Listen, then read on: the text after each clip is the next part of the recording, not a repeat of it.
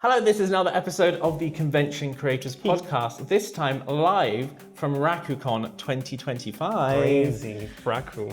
Crazy. And we're here to talk about, again, K-pop Demon Hunters. This time we're talking about some of the interesting takes we have seen online about this film.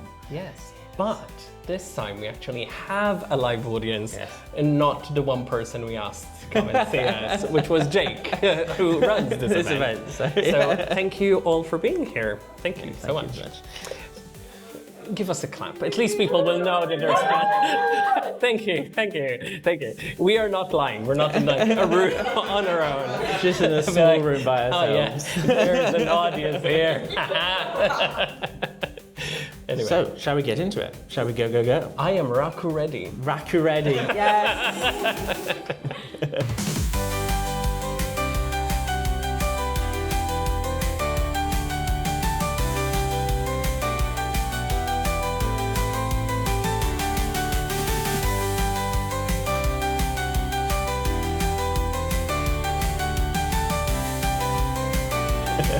All right, let's get into it. Let's get Start into with the it. first. So, let's see. The first theory we have seen online about this film is that the plane crash at the start makes no sense unless something else happened. How it done. Yeah, this plane's trashed. Okay, let's do this. They go on to say that broken plane at the start literally falls into the city and no one gets hurt. Not a single casualty. How? Either the writers just brushed it off as a throwaway disaster to set the tone, or it means someone intervened. Like maybe the demons redirected it, or maybe another hunter acted off screen, but it feels too deliberate to just ignore. Until I read this, I had completely not thought about the fact that yes, a plane does crash into the city and no one talks about it. We're like, whoops, okay, it's fine. Yes. Do we think there might be some reasoning behind that? I think the reasoning for this post is overanalyzing. Yes, maybe. But I don't think there's an actual reason for the plane crashing other than movie logic. Yeah. Right? Some things happen in animation or in movies that they're not really consequential. Yeah. They're there. It's funny because with something like K-pop Demon Hunters or Arcane, for example, literally everything has meaning, right? Yeah. Every poster in the background, every little piece of jewelry that the character is wearing is a nod to something else. Not everything has to have meaning, otherwise it's just too much. Yeah, there's a little part of me that's like, yeah, they just wanted to have a cool fight scene off a plane to one of the most awesome tracks in the film, and then, like, where was the plane gonna go? I feel like the only meaning behind it is to show us just how much money they have, because they're like, oh, it's a new plane, I guess. I'm buying them new ones. Off to the penthouse. Yeah. Like, oh well, I guess we'll get another one. I It's don't know. fine. Do Yeah. you feel like there's a reason behind that? For this specific one, I'm not 100% convinced that there is a reason behind it. I do think it's just because the idea of them singing and having just a kick-ass moment on a private jet is very cool. It is very cool. And is so cool. And they're just like jumping out of it, saying my favorite line from the whole film, which is "You get a fit check for my napalm era," which is the best line. Yes. And then the plane has to go do something, so they just don't worry about it. Yeah. Don't think about it. And also Right. it broke into many parts. Such- so there are many little yeah. disasters. At least it's not just the Maybe one. it was just such fine pieces, it was just like dust. Just dust across the city. Dust. Does anyone here think anything otherwise? Like, do you think that there's a reason behind it? Did something happen off screen that we don't know? I'm curious. Show of hands. Ooh. Yes. I don't think anything different. I just think it happened more than once because of how they nonchalant, like, oh, it's just another plane gone. That's a really good... They must have amazing insurance. Kind of crazy. Like, just an insurance for a band is crazy, but one that like just flays jets into buildings and stuff. In reality, like, crazy insurance battles, covers the broken fender that sometimes they break on stage. Yeah. But in this world, it's broken planes. Planes like And buildings, okay, yeah. potentially. It's fine. The insurance will cover it. It's absolutely okay. fine. Yeah. Show of hands. Who thinks that there is a secret meaning behind why the plane caused no casualties?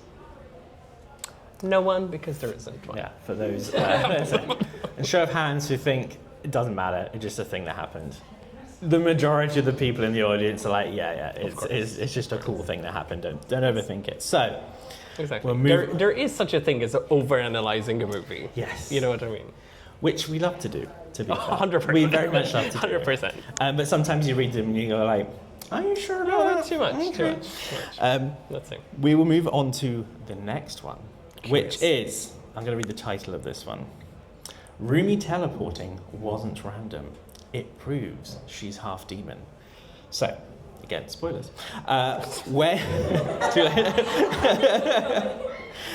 When Roomie teleports after talking with Celine, that wasn't some accident or fluke, which I'll just say before I continue. That would be crazy if that was like you just Imagine sneezed and you're like, I'm in a supermarket, what just happened? That's absolutely mad. But it wasn't some accident or fluke. She's half demon, of course, so she can move like the demons. The real question is, does that mean she can enter their realm too? Because if so, that changes everything. But that's not just a reveal That's of a her good one, heritage in that scene. That's a goodie. foreshadowing her being able to cross over. That's interesting. Okay. So first it began like, okay. You paid attention to the plot, I guess. But then, good insight. So can Roomie now teleport to the other side, just like Ginu can? Yes, we have someone in the audience thinks has. Sorry, I just want to say, they make a very clear point of the fact that Gumar can't control her. Gumar Yes. himself says, I can't control her. And Yes. to get down to the other side, Gumar is pulling them. They do from the start when he first pulls their souls and when he calls them back. So I don't think it's impossible for her. Okay. Yes? So she's technically not dead. All the other demons had died and then they became demons. She's still living and still has a soul. So that might be why he doesn't have a say in being able to control her, because Also she's interesting. still alive, but her parent was a demon. Mm-hmm. So there's like that sort of, she might be able to freely transport herself, but he might not be able to pull her down. Very interesting. That is very interesting, isn't it? Very interesting. So, just to touch base on what you said, in the previous episode that we discussed, the theories, right? There is a theory which I am very much behind, very obsessed with it. When Gino makes his first appearance, he starts singing a song about the man who Guima didn't have power over him, which I theorize is Roomie's dad, right? Which would make a lot of sense. It would make no sense that Gino knows about her dad and never told her. Dickhead. But beyond that, I think it makes sense. I think that whatever Roomie's dad did disconnected her from Guima, right?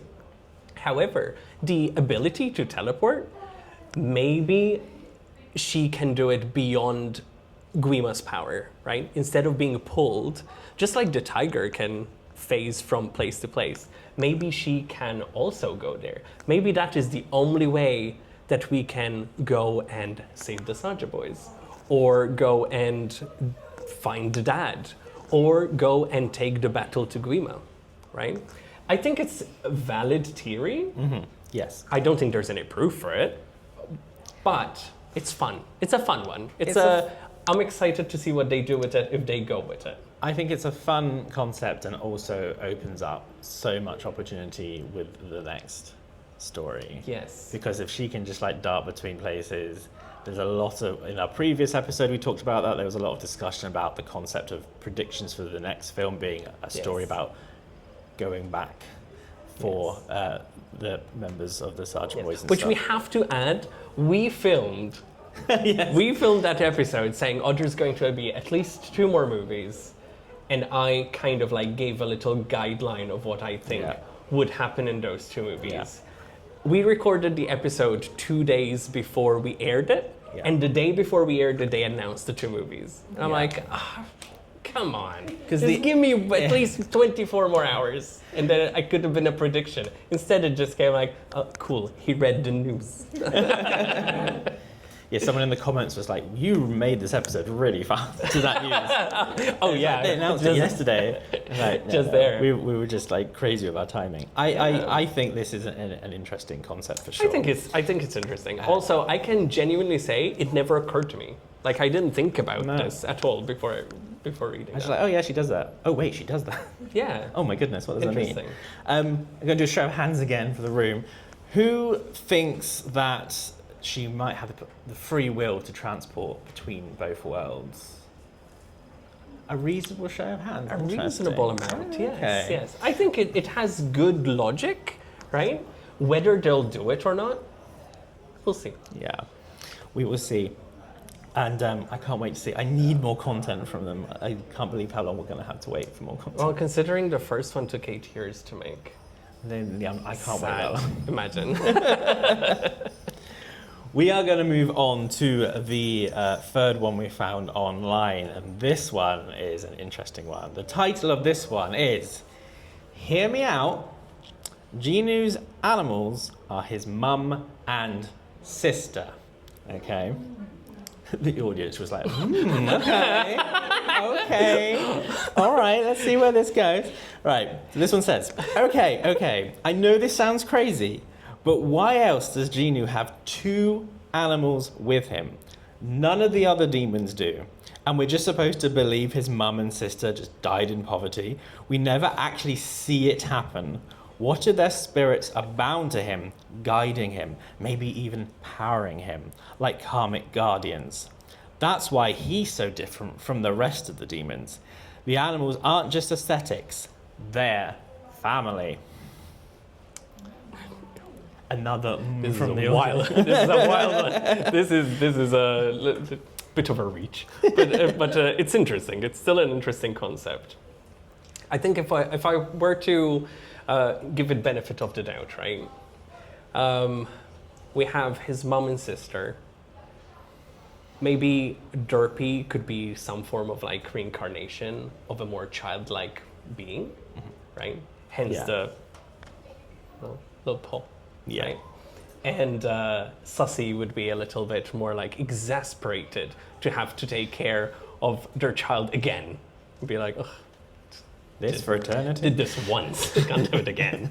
But I do feel like it was debunked when the, because there was a period where everyone thought that they could be demons as well, right? Some form.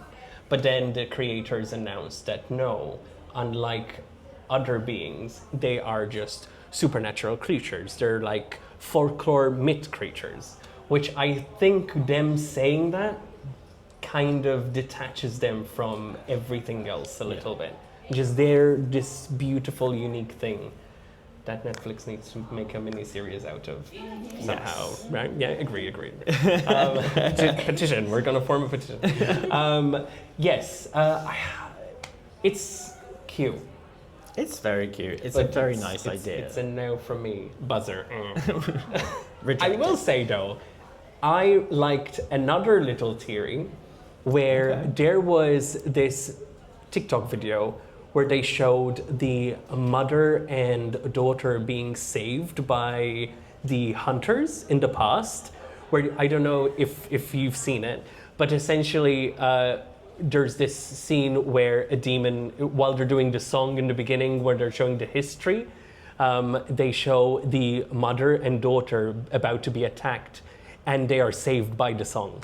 So to see, right, to see that there's that link in history, it would be wonderful. Yes, please. It actually shows the exact scene you're talking about. Ginu's sister is the first soul to help create the first hormone. God, that gave me chills. Just. Yeah. I'm like, ooh. Buzz.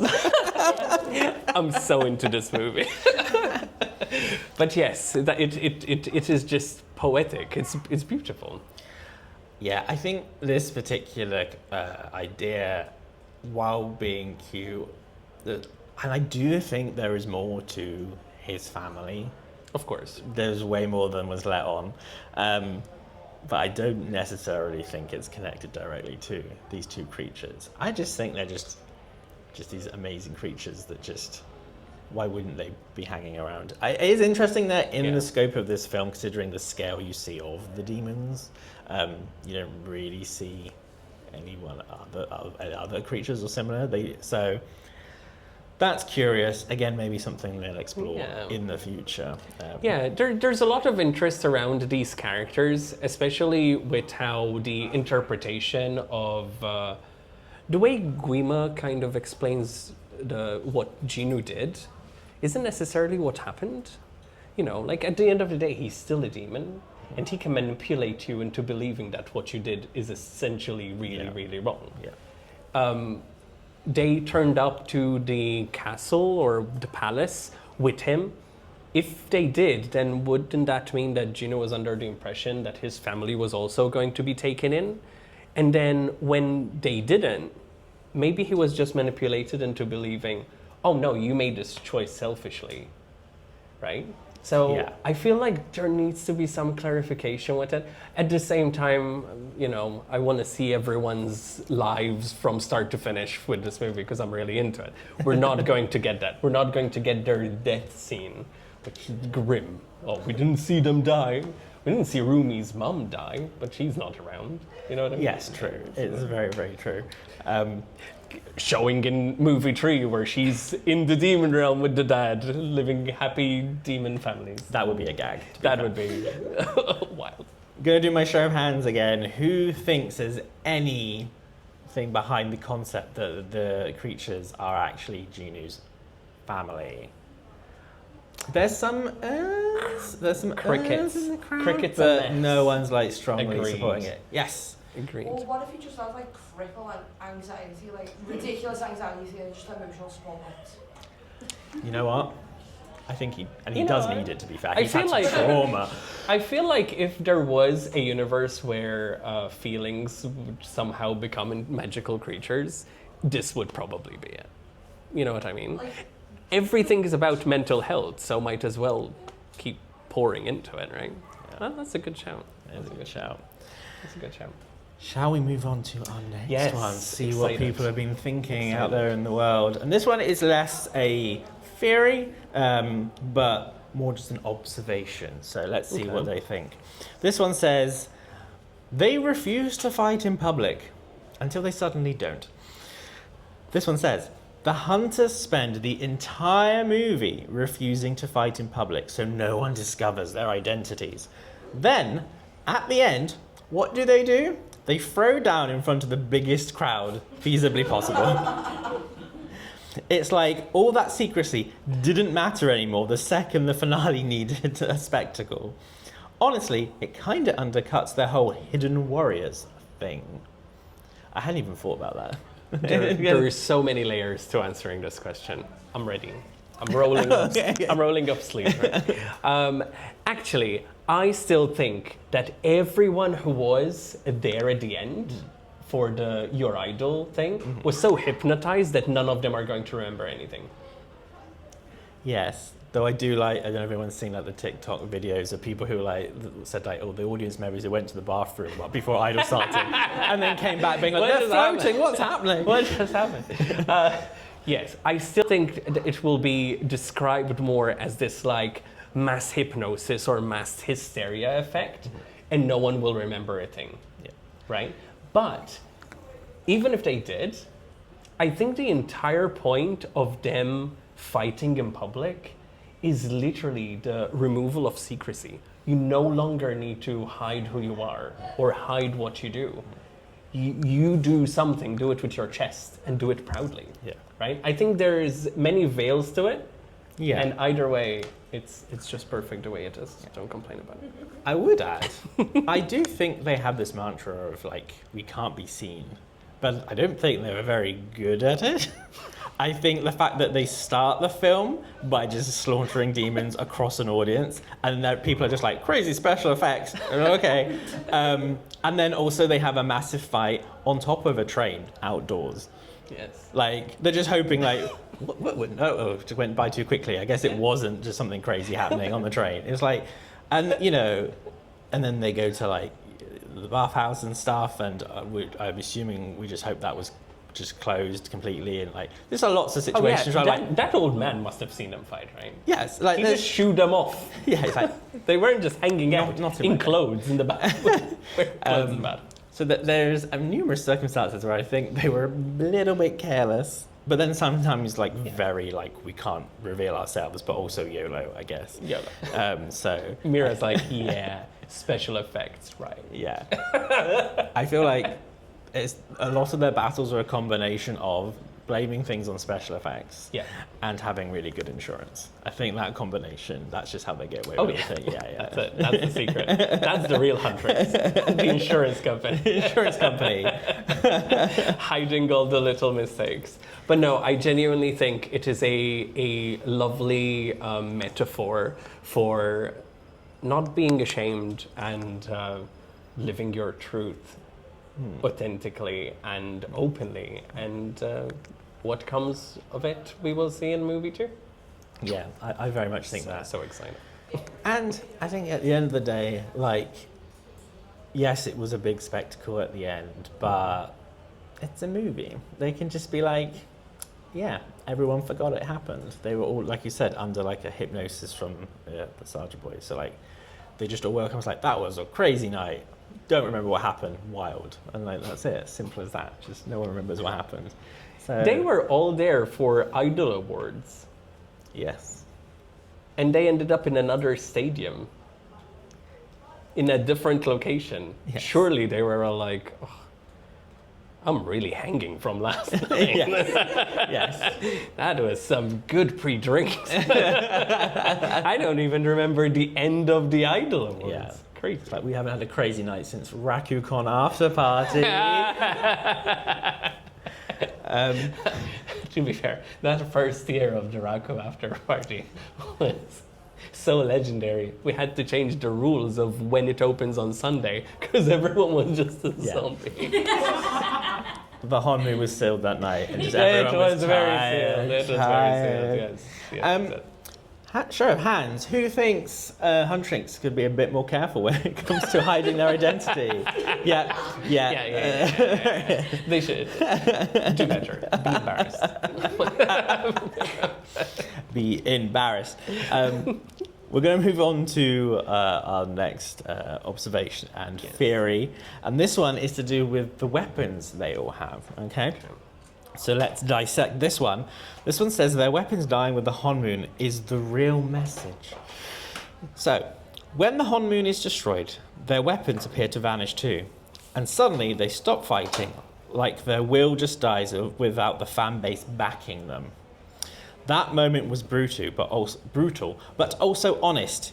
If your strength depends on mass adoration, you'll always lose once the crowd turns away.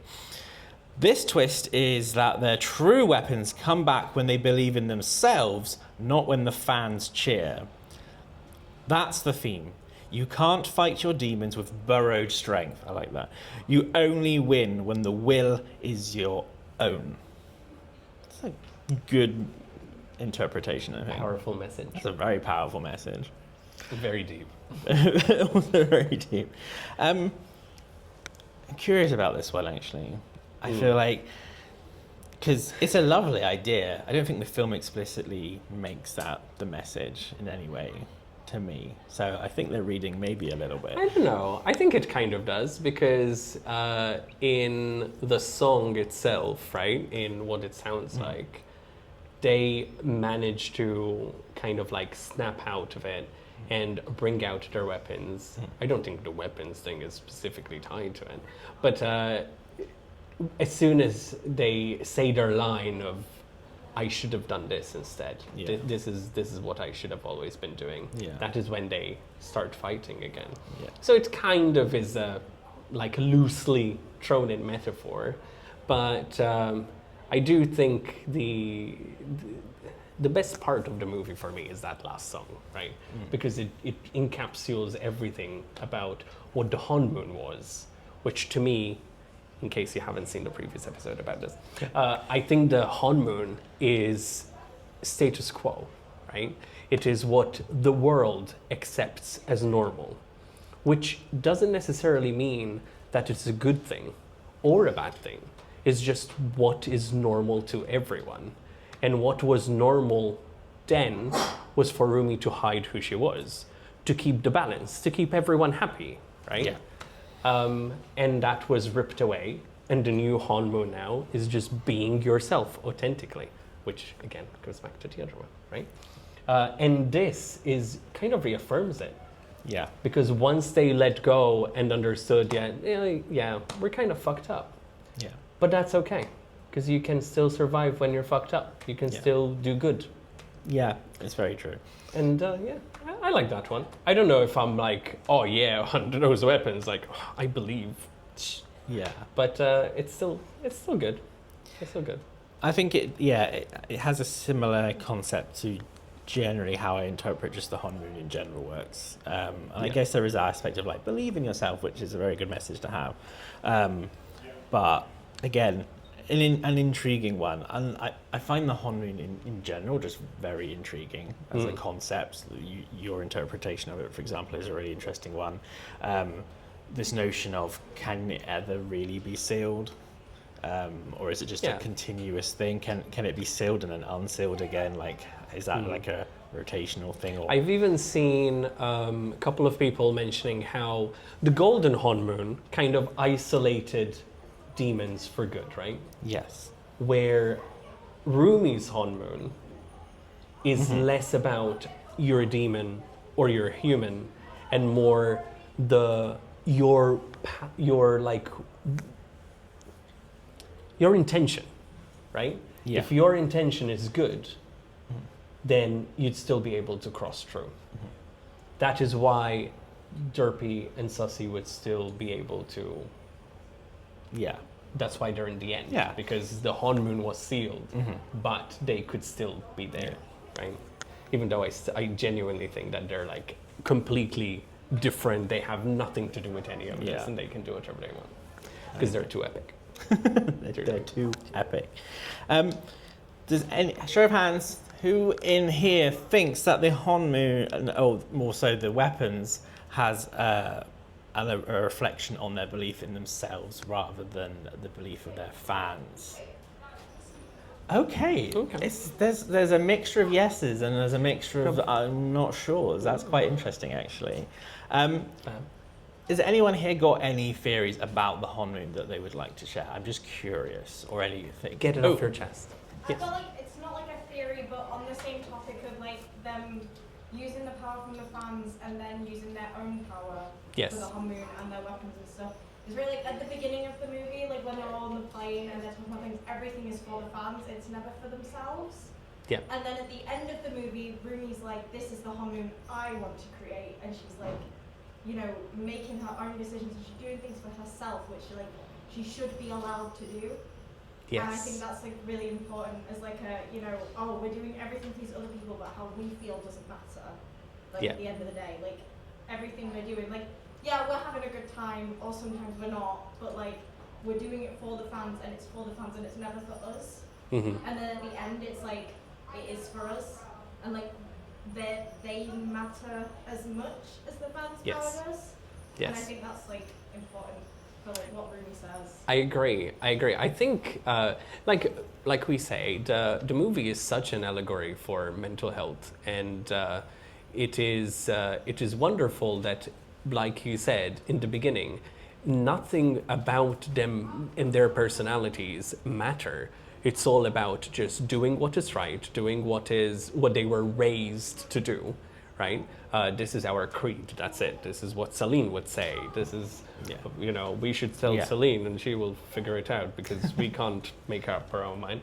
And then as it progresses, they understand that essentially you can't help others without pouring into your own cup first, right? Which is factual to real life. And in order to do that, they had to find a way that they can be themselves and they can help themselves before they can help others. And realize that you can be helpful while still not being perfect. So yes, I fully agree with your observation. It is just a wonderful movie. It is the best movie. It is the best movie. We have gone through all the things that we've picked up, interestingly, and there is just so much about this film, and like this is why we've done more than one episode discussing like hot takes and theories about this film, because there's just so much to explore. One of the ones we've already discussed, which is still in my mind, if anyone in this room thinks they have a theory, please come speak to me, because I still want to understand how they become demon hunters, because it's very obvious how Roomie through her lineage, but Mira was like she's just like, oh yeah, I can do that. Like, how do you get into that club? How do you apply to be a demon hunter? And also, because you have to be like really good at fighting with weapons, but also have like a good vocal range. First you would sign up to auditions, and then there's like 10 people left out of 10K. Yeah. And then she's like, who's good with a dagger? Like, not me. Well, get out. So like, there's and also like what happens between the training. Yeah. Like, while Celine was training them, who was doing their little trio? This is why I'm wondering, like, maybe there must be multiple. I think that's why it's a discontinuous thing so far, because in my head it's like, yes, the demon hunters, they keep the Honmoon like in check and everything, but then there's that period of time where just things go a bit cray because no one's keeping an eye on things. That's so why it starts dwindling again. Because there's just like a long period of time. We need to go on tour between retirement and Girlband launching, where there's no one like taking care of it. Though I do still like the theory that our friend Rob is obsessed with. That somewhere out there's a mariachi demon hunter group, right? The global one, and the different salons. Every country, every region has its own bunch of demon tenors hunters somewhere. Yeah. I feel like UK it would have been like S Club 7 or something. Everyone's just shouting "Reach." That's sealed everything, you know. I've had a theory for the audience. Yes. I'm not sure how it would quite apply, but the weapons I feel were quite symbolic. Mm-hmm. So I just asked them, it was Mira who Roomie had an argument with one of the other hunters, saying that she's defensive and standoffish. Yeah. And it was Mira. She was the one who had a pole arm, which is like historically a ranged weapon to keep people at a distance. Mm-hmm. The weapons were sort of like they never shared weapons. They all had their own unique one, which could be used to relate to the character themselves. Yes. In how like the fighting style. Yes. So when it comes to deciding where you would be in the group, it's sort of based off of what weapon you get. Yeah. So I don't know how. Oh, I get what I get what you're putting down. Yeah. I like that. The weapons are actually a reflection of their personality, and therefore it's very unique to them. So they don't choose a weapon. It's sort of whatever weapon they get is a reflection of what's symbiotic with them and their that's so good. That's so good. That is very good. You should write that on Reddit. Two guys on a podcast might talk about it. You never know.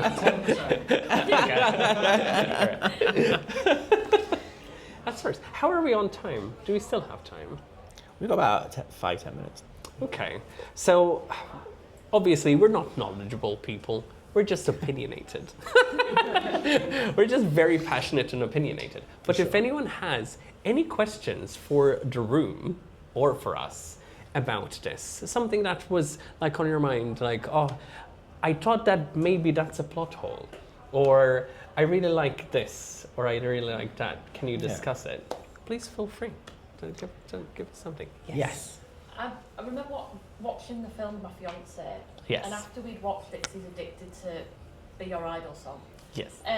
He noticed one of the Sarja boys just disappeared off screen. He wasn't actually killed on screen.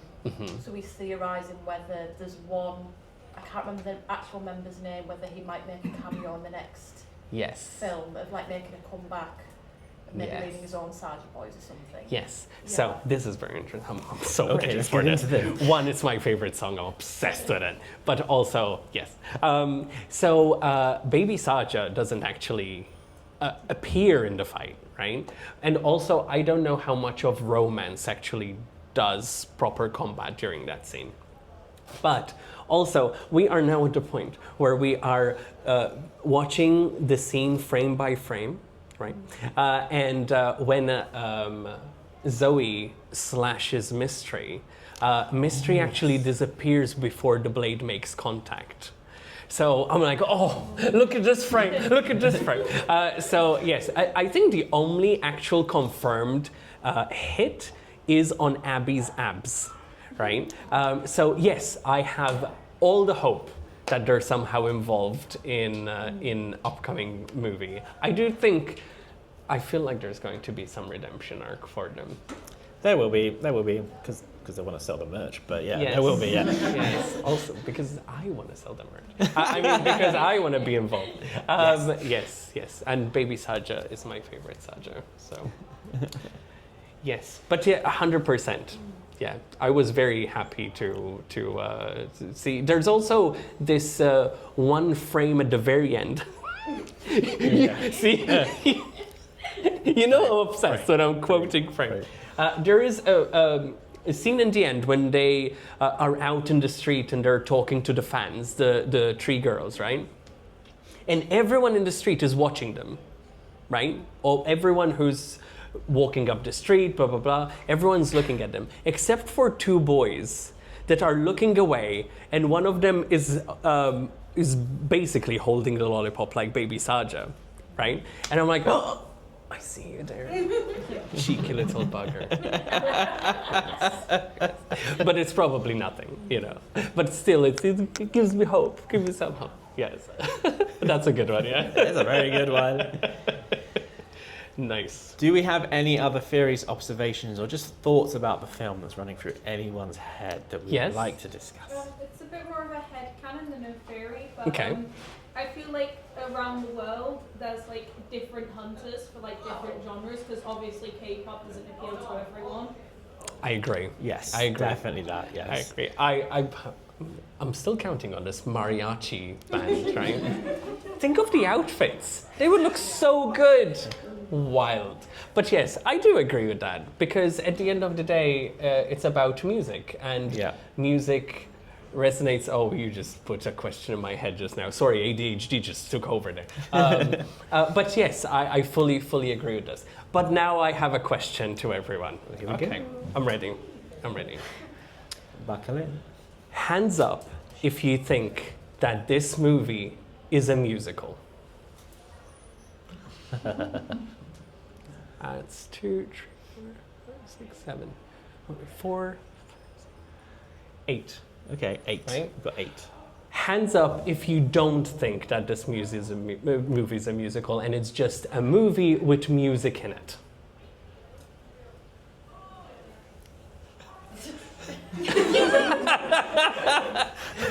There's not many of us. Hey, thank you. Even though you didn't see it, but thank you, appreciate it. Take the support. Yes? I have an opinion on why I think one over the other. Please, go please on. share. Song 3 between Roomie and Ginu. Yes. That song wouldn't be in it if it was a movie with songs in it. That is a musical song. Amen. Yeah. Yeah. The audience are supporting each other here. It is. They're ganging up on us. It's valid. It's valid. It's such an interesting conversation, because it's one of the first like big conversations we had when we brought it up on the podcast, Literally, and then all our comments were like people like debating whether it was or wasn't. I would say though, because I haven't seen, apart from the polling we did today, but beyond that, like when we were asked on the internet and stuff, the opinions have been so varied. There is just not a clear answer to me. Yes. So the music, when it's the actual singing, they do appear to tell a story. So like we were saying with song 3, it wouldn't be there if it wasn't telling a story. It's not straight into song. There's a build up. then the song sort of turns into a conversation telling a side of a story. Yeah. That's what's making, like, with most other musicals, that's sort of how those Yeah. like, Yeah. play out is. I would say the only I'll be right with you. The only reason why, for some reason in my head, I decided it's not a musical. Right? Keeping in mind that not only am I obsessed with musicals, I studied a lot of musicals. I was into musical theater, right? But for some reason, my mind decided to associate this more with A Star Is Born and Bohemian Rhapsody, because it's the life of a musician rather than a story that has nothing to do with music and suddenly it bursts into song, right? I do think that with the exception of the first and the last song, if you cut out all the music, the story is still the same, right? There's still... He's got a finger wave. He's got a finger wave. I'll be This right is great. with you. This is so good. This is so good. But I think it's just music about musicians. You know what I mean? But that said, it doesn't really matter, because either No. way, it's No. a sensational Yes, movie exactly. that I'm obsessed with, and I'm And, happy with it being a musical. I don't care. But the only reason why I ask is that the first time he hit me with it, Yeah. I don't know why, I was like, nope, wrong, wrong. And then I was schooled, and now I'm like, I'm wrong. Now I'm wrong. Yes, 1 second. You were going to say before. I feel like what makes K-pop Demon Hunters not feel like a musical is they're aware that they're singing and delivering the song to people. Yeah. I do agree with that. I think someone also in our comments. I love that. I love the discourse. Yes. I think it's a musical only for the fact that if it was a movie just based on singers or musicians, they'd only be singing on stage when they're performing. They start singing on the plane with no audience. Amen. And then... I will just say one thing, because Snap. someone said something in our comments on YouTube. Someone on the YouTube comment said something which well, first, actually this sums it up well. Their interpretation of what musical is and isn't. They said, when it's not, if it's just a movie with music, what happens is basically the plot stops so a song can happen.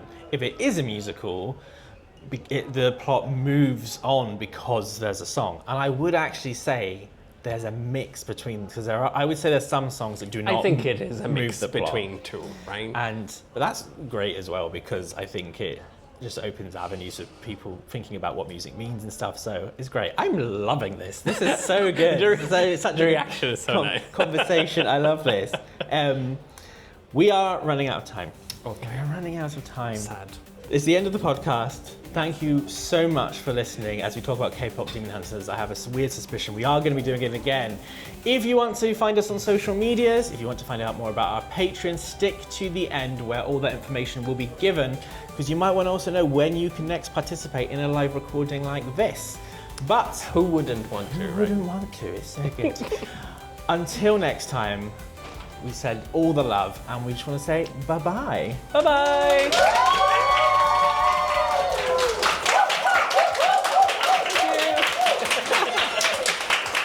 Thank you so much, everyone.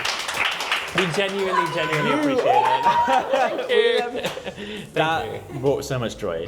You are so kind. Thank you so much for doing genuinely that. appreciate it. Firstly, a huge thank you to our amazing conventioneers, Beck and Kit, who have joined our Patreon. Support the show and join the community yourself at www.patreon.com/theconcreatives. Find out more from our show sponsors and where to follow us on social media at www.theconcreatives.com. The podcast is hosted and produced by Gilles Bone and Jay Eggman. Thank you so much. Thank you for coming. I'm glad you enjoyed it. Here you go. Thank you so much. Thank you. Take care.